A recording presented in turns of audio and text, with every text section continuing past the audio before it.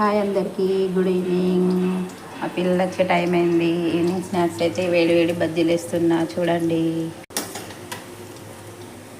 Weather అయితే చాలా బాగుంది. వర్షం పడింది కదా, కూల్గా ఉంది. అందుకే వేడి వేడి వర్షం అయితే పడుతుంది. మా పిల్లలు వచ్చే టైం అయింది. వచ్చేసారు.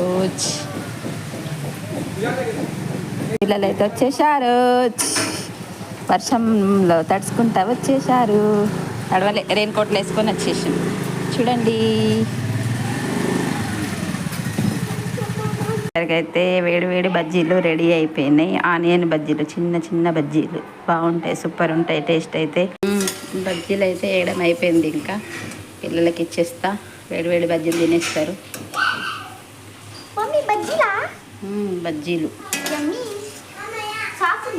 సాస్ లేకుండానే తినాలి. సాస్ మంచిది కాదు, సాస్ తినడు.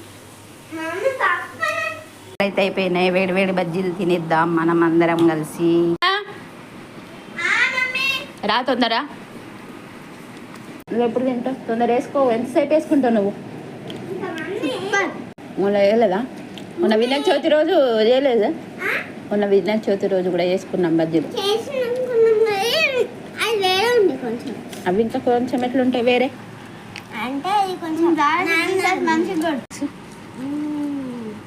వేడి వేడి బజ్జీలు ఈ వర్షంలో పకోడీ ఉంటే ఇంకా మంచిగా ఉంటుంది. మమ్మీ నేను మిరపకాయ కూడా తింటున్నా. తినాలా మిరపకాయ? తినడానికి మిరపకాయ అది మస్తు కారం ఉంటుంది. మరి కారం ఉంటే తినాలి, ఏం కాదు. వేసినామే మిరపకాయ తినడానికి, పడేయడానికి కాదు. మిరపకాయ వేసుకుంటే ఏమవుతుంది? మిరపకాయ వేసుకుంటే ఏమవుతుందంటే, మిరపకాయ లేకుండా బజ్జీలు చేస్తారు ఎవరైనా? చేస్తుంది. నీసుంటే చేస్తుంది, ఇది చేస్తుంది బజ్జీలు. ఫ్రై అవుతుంది కాబట్టి బాగుంటుంది. నాకు మిరపకాయ టేస్ట్ మస్తు నచ్చుతుంది.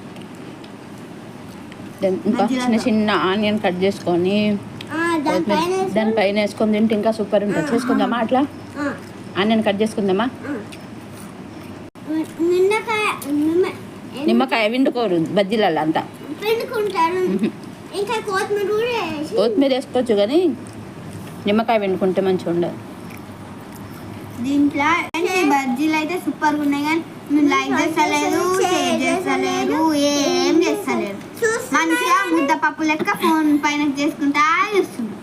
కానీ మీరు చూస్తున్నారు కానీ లైక్ చేస్తలేదు. ఎందుకు అట్లా చేస్తారు చెప్పండి. ఎందుకు అట్లా చేస్తున్నారు? మీరు అందరూ చూస్తున్నారు, లైక్ చేయట్లేదు, సబ్స్క్రైబ్ చేయట్లేదు. మేము